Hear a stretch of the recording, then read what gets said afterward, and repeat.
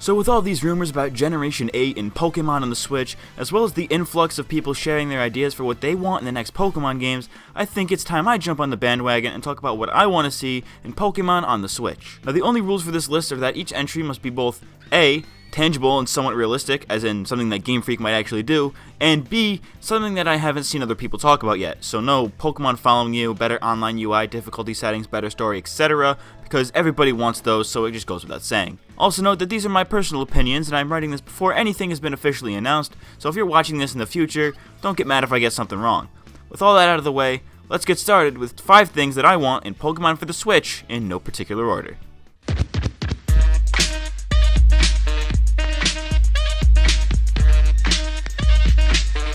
Pokemon has never been the most graphically impressive series out there, since it's always been a handheld series, so graphics have never been their #1 priority. For the most part, I've always been a gameplay over graphics kind of guy, but the jump to 3D and X and Y wasn't all that charming to me. I mean, it was cool at first, but on dated hardware like the 3DS, it doesn't look that great or run all that smoothly, especially when there's more than 2 Pokemon on the screen. The outlines are all pixelated, and it's not very appealing to the eye, and really takes me out of the moment. This is why the first thing I want in Pokemon for the Switch is to take advantage of the extra hardware that the Nintendo Switch provides. Games like Breath of the Wild, for example, look amazing and run relatively smoothly, even in handheld mode, and I think if Game Freak took a similar approach graphically, it would really raise the bar as to what is normally expected of Pokemon. Also, they could use this as an opportunity to fix some of the 3D models for many pre-existing Pokemon. Take a look at any 3D model for a pre-Gen 6 Pokemon. Charizard, for example, is all faded. It's supposed to be orange, but it looks all washed out.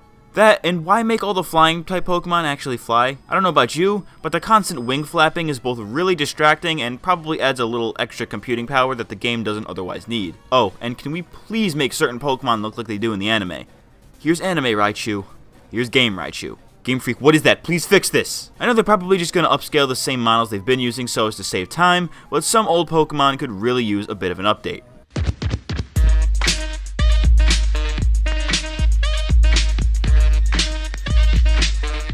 Remember back in the day before we had the internet, you saw that your friend had a really cool Pokemon, but he had the opposite version you had, and nobody knew how to breed back then, so you were SOL until someone decided to trade you?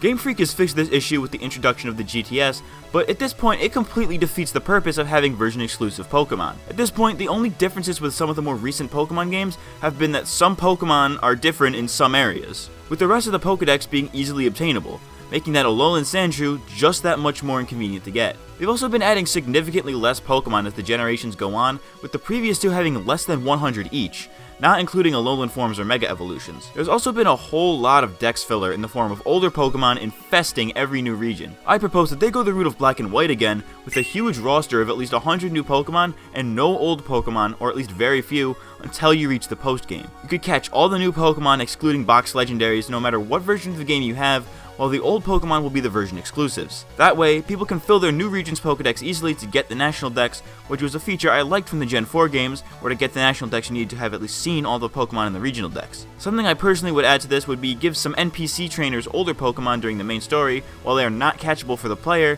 which will incentivize them to actually complete the game. It keeps things fresh to be forced to use a team of Pokemon you aren't familiar with, as opposed to using a team of half old, half new, which gets a little boring since you already know the type matchups, evolution lines, and what have you. I'm not saying they should go full on soft reboot like they did with Black and White, but give people something to love about your new Pokemon. A lot of players who have skipped a few generations don't like many of the new Pokemon because they aren't forced to use them, which is probably why X and Y was so popular, because they gave you a second starter and each route had more old Pokemon than new ones. This may alienate those types of fans, but it gives those who are dedicated to Pokemon a reason to like the new generation. So in short, get rid of version exclusives for new Pokemon, no old Pokemon until the post game, and make the old Pokemon version exclusives.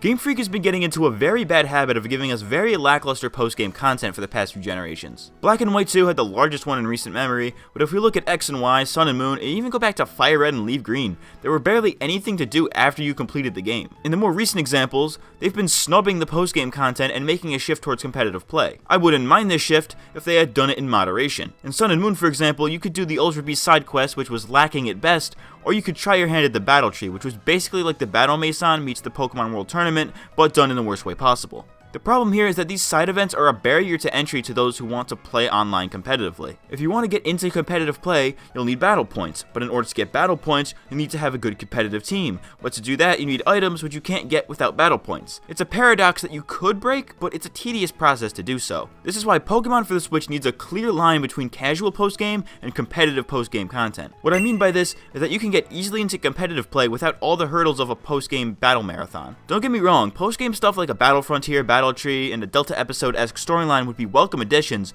but make it so those who want to get straight into online competitive battling don't have to go through all this generally unnecessary stuff. I think Omega Ruby Alpha Sapphire had the right idea with the Battle Resort. If they have an area like that where players could breed their Pokemon, buy items, teach exclusive moves, or even do super and hyper training, but separate from whatever Battle Frontier system or post-game storyline they have, then I think that'd be quite the extensive post-game. What I envision is a post-game area similar to the Battle Resort, which would be like a hub area for training and whatnot, and around it would be the Battle Frontier or some equivalent that has nothing to do with the hub area. I hope that isn't too confusing, but Pokemon really needs to get organized in terms of what it wants its players to do. They've constantly flip-flopped from focusing on competitive play to focusing on story, and it's gotten to a point where the two are so intertwined that it's become a paradoxical mess that really needs fixing.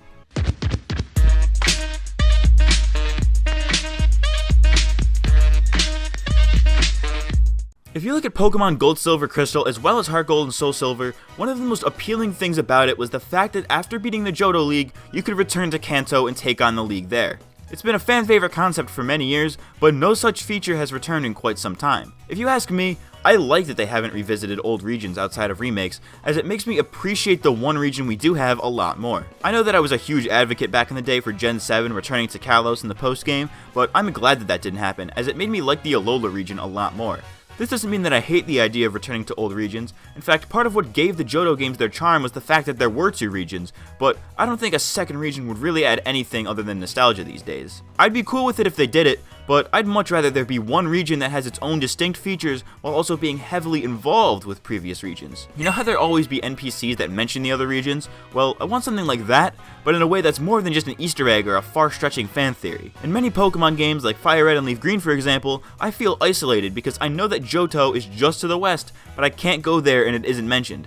Granted, that was a remake, but you know what I mean. What I want to see is a region that doesn't make you feel isolated, but rather more connected to the greater Pokemon world. We have a general idea as to the geography of most regions in relation to each other in the lore, so why not expand on that and make the Pokemon world feel that much more grandiose, despite being locked into a small portion of it. Think of the Elder Scrolls series. Skyrim, Morrowind, and Kyrodiil are all right next to each other, but you can't go to Morrowind if you're playing Skyrim, or go to Skyrim while you're playing Oblivion.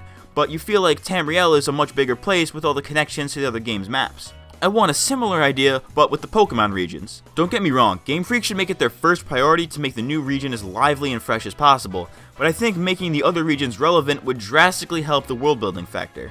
Characters from past generations like Colress, Annabelle, Dexio, and Sinnoh showing up in Sun and Moon was a step in the right direction, but they should really expand on that and bring more influence from other regions while still keeping the freshness of the new region. If you found that confusing, I don't blame you.